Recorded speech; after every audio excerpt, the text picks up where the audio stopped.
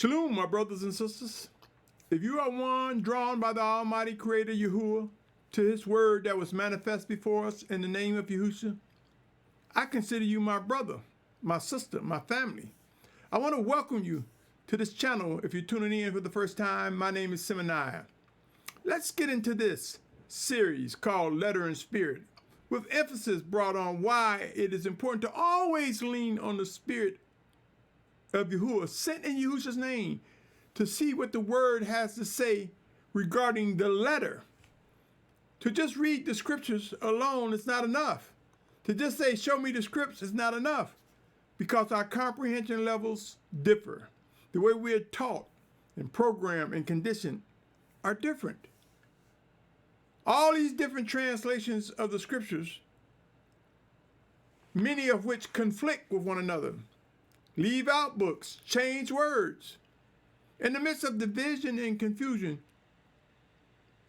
do we not desire to see unity among a set-apart family consisting of both Hebrews and Gentiles made one by Yahusha? Now, I want you to understand this, my brothers and sisters. We desire much. We want much. But do we ask ourselves, what does it resemble? What work needs to occur to get there? The title of this segment is Discovering Corrections. With discipline comes corrections for those that yield and are trained by the guidance of the Spirit of Yahuah, which works in us, through us, one towards another, through his word sent in Yahusha's name. Visit John 14:26, where we see Yahusha saying that the Almighty Father will send his set-apart Spirit in his name. My brothers and sisters, discovering corrections.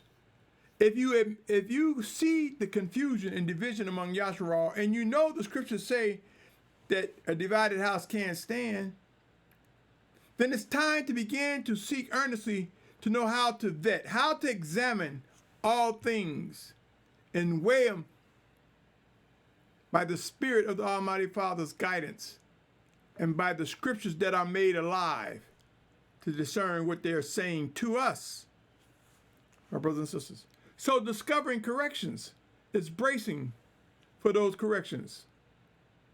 It's not always about pointing the finger saying they need to be corrected. Them, they, and those. Look in the mirror, my brothers and sisters. Great corrections are coming. And as we begin to discover corrections, it's going to create some emotional challenges and reactions. End times are starting to get intense. The time is now to identify the weights that cause us to battle against one another.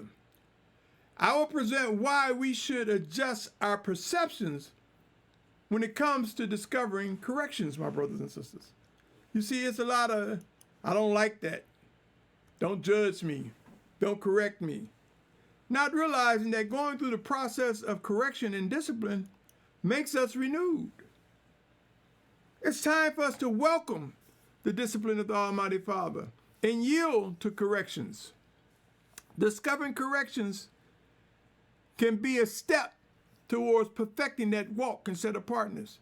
Consider Revelation 3:19. I'm reading from the eSword. 3:19. As many as I love, I reprove and discipline. So be ardent and repent. Isn't it a beauty? Isn't it a wonder to be loved by the Almighty Father? For it states in Scripture that he hates Esau. So we're not in Esau's position. Wicked to the core. Let me continue. Hebrews 12:11 says, indeed, no discipline seems pleasant at the time, but grievous. But afterwards, it yields the peaceful fruit of righteousness to those who have been trained by it. Do we want to be trained by the discipline, my brothers and sisters? Do we want to be renewed?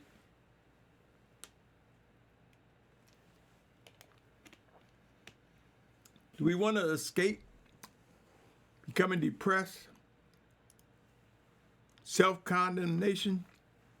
Do we want to be entangled with those weights? Or do we want to be renewed?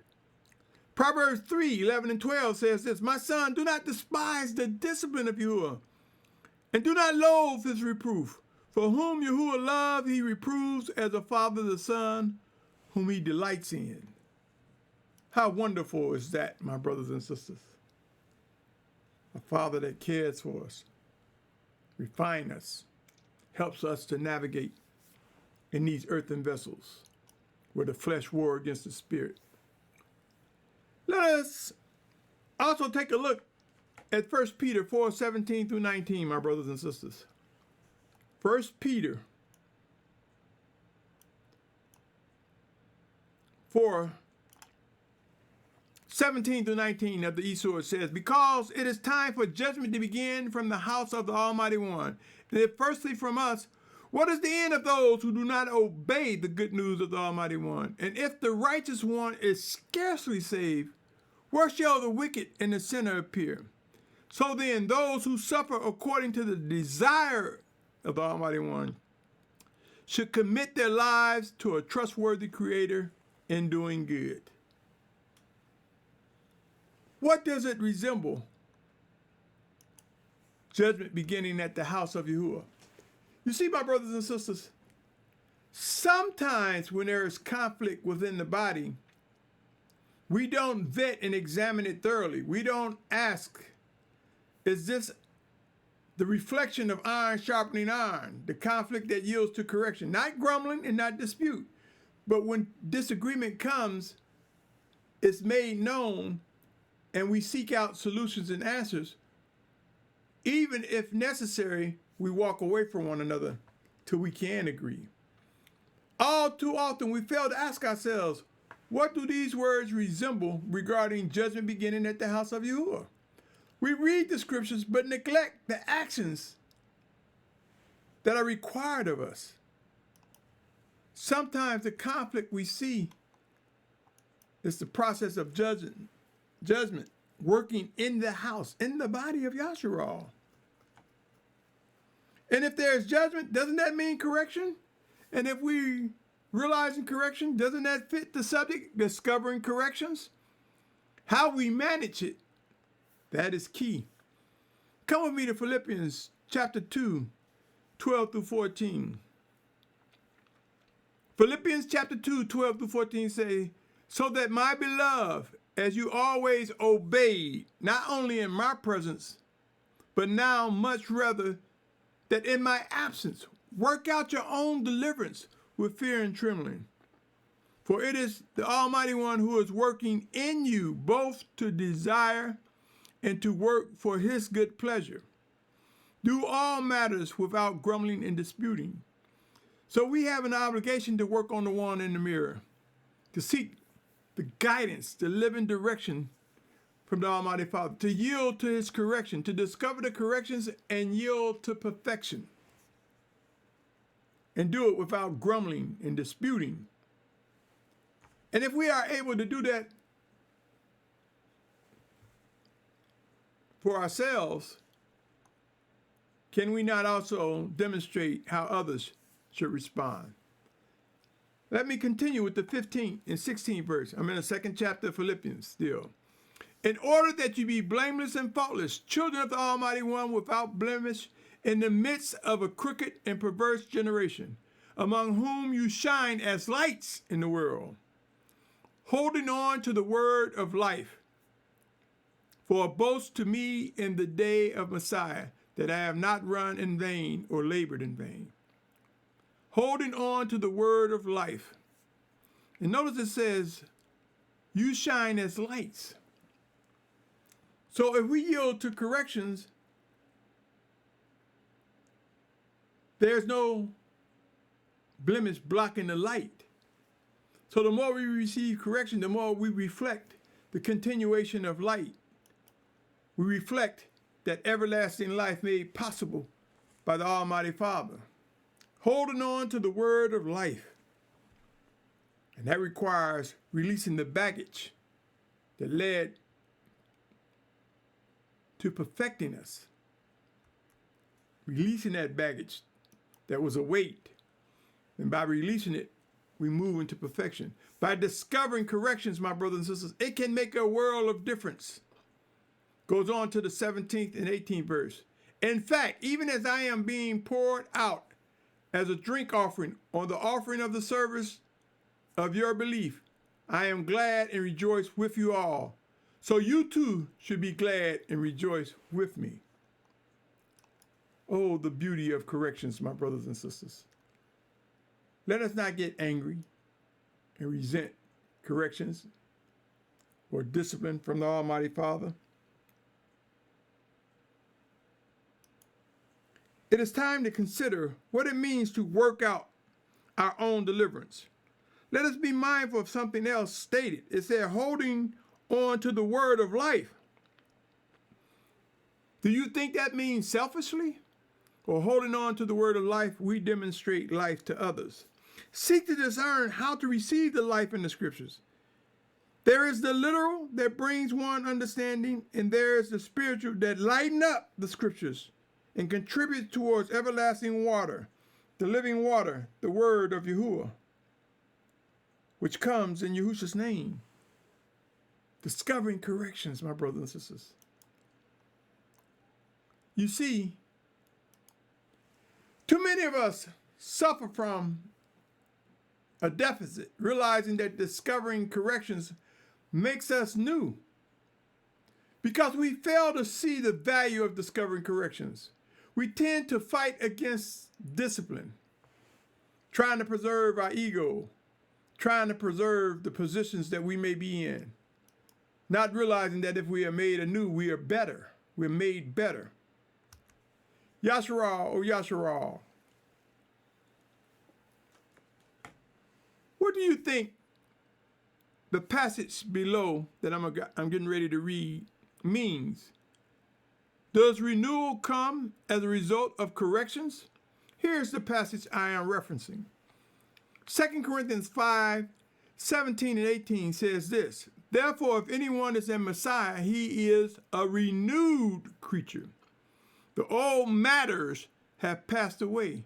See, all matters have become renewed. And all matters are from the Almighty One who has restored us to favor with himself through Yahusha Messiah. This is talking about the atoning blood, atonement.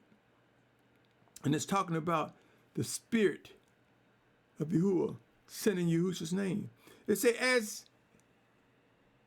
and has given us the service of restoration to favor. That is, that the Almighty One was in Messiah, restoring the world to favor unto himself, not reckoning their trespasses to them, and has committed to us the word of restoration to favor. The word, his word manifest in the flesh. When we say Yahusha, my brothers and sisters, many don't realize that they are one, Yahusha and Yahuah. But when we say Yahusha, it's acknowledging the plan of Yahuah, the plan that he laid out, the sequence he laid out for us to receive everlasting life. To ignore that is the pathway to everlasting life would be wicked and detrimental to our walk. There are those who would rather just take Yahusha and set him to the side and say he's an angel. Or those who want to just set him to the side and say, well, he's just the Son. They may not put that emphasis just like that, not realizing that this was the words that we see in English, identifying that Yahusha was indeed the manifest word of Yahuah. I admit, discipline is painful, but I submit being renewed is much better, my brothers and sisters. The sooner we step into renewal, the more refreshing we would be as individuals in a set-apart family. Come with me, my brothers and sisters. I strongly encourage that we take heed to these words. 1 Peter 4:9 says, welcome one another without grumbling. So if there are things we disagree with, if there are things that put us at odds, let us not grumble. Let us present our case if welcomed. If not, let's walk away. Or let us present our case and correction don't come, walk away. No grumbling. Too many brothers and sisters are grumbling, disputing. Too many want to say, I'll debate you. Nowhere in the scripture does it tell us to run around debating anyone. We present what we are ordered to, and we press forward. Come with me to Philippians 2:14 through 16, Eastward version still. Do all matters without grumbling and disputing, in order that you be blameless and faultless, children of the Almighty One, without blemish, in the midst of a crooked and perverse generation, among whom you shine as a light in the world, holding on to the word of life. For a boast to me in the day of Messiah, that I have not run in vain or labored in vain. I read this earlier. I emphasized this earlier. Come away from the grumbling and the disputing. We can't make somebody come to agree. Sometimes that leads to forcing one to lie and say they agree and they don't. Let us present the case. In the midst of discovering correction, I strongly recommend that if we cannot reach a set-apart agreement, to step away from one another. Stay with me as I present scriptures that may support the need to step away. Are we not many members of one body? Do we not have different tasks? Do we not contribute towards one another's growth, those who are pursuing set-apartness? Consider these words, my brother, my sister. 1 Corinthians 3, 4, and 5. Come with me there. 1 Corinthians 3, 4, and 5, I'm in an e-sword. And when one says, I am of Shalum, and another say, I am of Apollos, are you not fleshly? What then is Apollos, and what is Shalum, but servants through whom you believed, as the master assigned to each? You see, my brothers and sisters, there can be another brought into the mix that may clear things up when we are in disagreement. Instead of us grumbling and disputing one another, say our part, for there may be someone else that will be used by the Spirit of the Almighty Father to complete the correction that is discovered. It goes on to say, 1 Corinthians 3, 6, and 7. I planted, Apollos watered, but the Almighty One was giving growth. Now some translations say, I planted, one watered, and the Almighty One gave the increase. It says, so neither he who plants nor he who waters is any at all, but the Almighty One who gives the increase. So what I'm saying, my brothers and sisters, sometimes we will face corrections. It may not yield because we didn't get it all. We didn't understand it clearly. But there's another that brings the water. There's another that brings the increase to make the correction a reality, to help make us renewed in the spirit of set-apartness.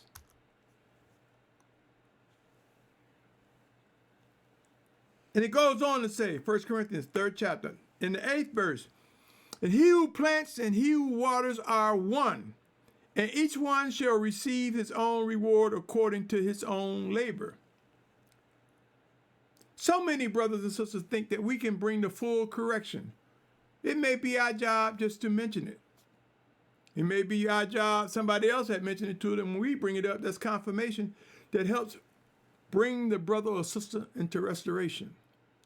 Let us seek to discern the wisdom in what I just presented, instead of trying to beat correction into someone. Is it possible that by stepping away versus grumbling and disputing, that Abba Yahuah may use another to bring clear understanding as to what is right? Yes, my brothers and sisters.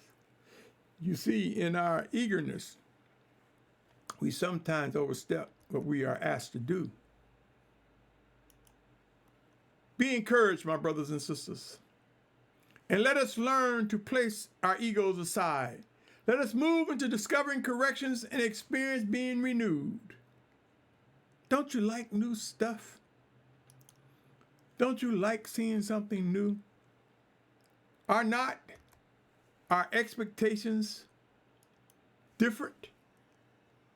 Our anticipation different when handling something new versus something old? Do we handle things differently that are new? Does it bring a smile or joy? When we seek earnestly the living guidance of Abba Yahuwah's word that comes in Yahusha's name, discovering corrections will be a welcome phenomenon.